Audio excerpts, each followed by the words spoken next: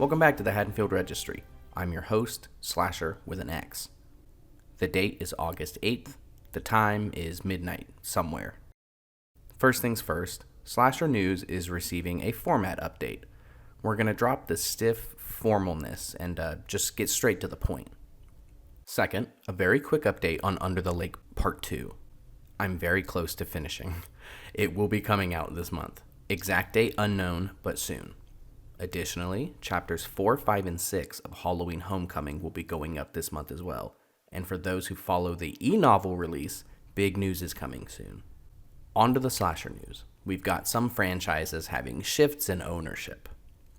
This first franchise isn't a true slasher, but its villain is commonly lumped alongside them, and I'm sure the overlap in fans is significant, so I'm counting it. Blumhouse officially purchased Twisted Films' half of the Saw franchise rights, meaning they'll be working alongside Lionsgate on all future Saw movies, shows, and any other affiliated products. This is big news since James Wan, the director of the original Saw, works with Blumhouse now through his own production company. Unfortunately, this means a direct sequel to Saw 10 is likely off the table. I predict a reboot of some kind, a soft reboot akin to Spiral, not a hard reboot. Next, the Texas Chainsaw Massacre is seeing a bidding war right now from about 5 different studios, each with a unique take being pitched by a specific creator. We've got Taylor Sheridan, creator of Yellowstone, backed by MTV Studios, Jordan Peele through his company Monkey Paw, Oz Perkins with backing from Neon, a TV series pitch from JT Molnar and Roy Lee backed by A24, and a separate Roy Lee pitch, this time backed by Netflix, aiming for a bigger budget film approach like the 2022 entry, and possibly even within the same continuity. We'll keep you updated as this story unfolds, but I'm personally holding out for either A24 or Netflix to take on the franchise. Jason and Leatherface are kindred spirits and shouldn't be separated, and a TCM Prestige TV series sounds incredible, but I also really liked TCM 22 and wouldn't mind another film in that style. In box office news, I Know What You Did Last Summer 2025 has earned $60 million worldwide so far against an $18 million budget. Despite being the lowest earning of the franchise to date, barring the direct-to-video threequel, it is still the highest earning slasher film of 2025 so far, beating out Heart Eyes by almost $30 million. And fan reception has been mostly positive, maybe a little middling, so in the slasher community, this is a clear victory. Time will tell if this film garners a sequel. I'd put it in a firm maybe. I'd bet money on it, but not a lot. More successful slashers have had no sequels, while less successful ones have had many, so who knows? Next, I'm going to hit you with some small bits of news that aren't really worth more than a sentence or two. NECA has announced new entries in its Ultimate series for Friday the 13th, the game's Savini Jason, as well as variants of Michael Myers from Halloween H20 and Halloween Resurrection. Sleepaway Camp will be receiving a novelization from Encyclopocalypse Publications in August. The Scream franchise will also be seeing a book published in August, titled Your Favorite Scary Movie: How the Scream Films Rewrote the Rules of Horror, which covers the making of the films, as well as their impact on the genre. Roger L. Jackson will narrate the audiobook. Production officially began on Evil Dead Burn on July 22nd, and will be released theatrically July 24th, 2026.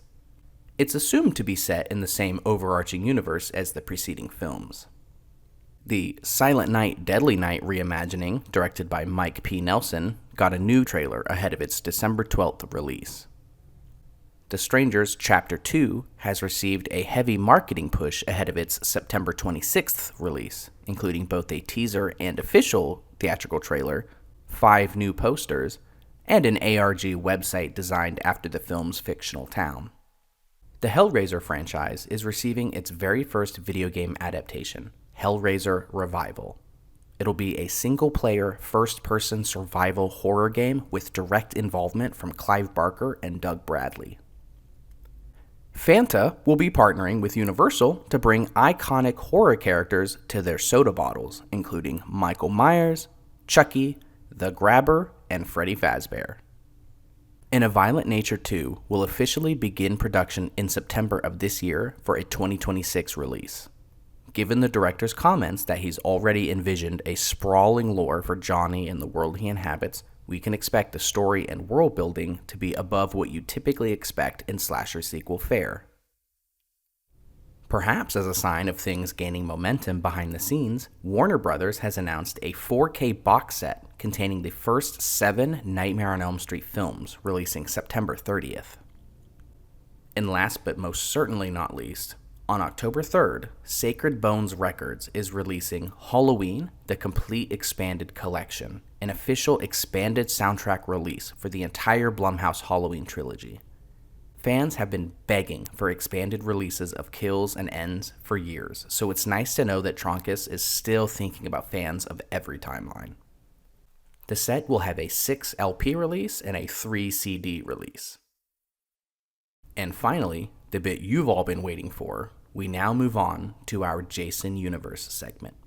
With the legal battle behind them, Horror Inc. has moved with insane speeds to bring Jason Voorhees back into the public zeitgeist. And so far, the results have been mostly positive, with some criticism leveled at the rights owners over the character's new design, primarily the mask. While I think it was a really smart decision to move past Brian Fuller's more cerebral Crystal Lake show and to bring in someone who understands the source material better, fans have been overwhelmingly transparent in their singular desire for a new movie. But it's unknown if the franchise's film rights have been detangled between Victor Miller and Horror Inc. yet. Given that they're putting out everything but a film, you can probably guess the answer. Anyways, let's dig into what has come out from the Jason Universe campaign so far. First, NECA announced their continued partnership with the brand and their commitment to making new action figures for them. We've already covered Savini Jason, but fans hope to see a completion of the Ultimate Friday the 13th line, as well as new figures based on expanded universe material such as Wildstorm's Jason Voorhees. Second, it's been announced Jason will be returning to Halloween Horror Nights with a new haunted house that focuses on the character's history. This will be his first time back at Horror Nights since 2017's Titans of Terror.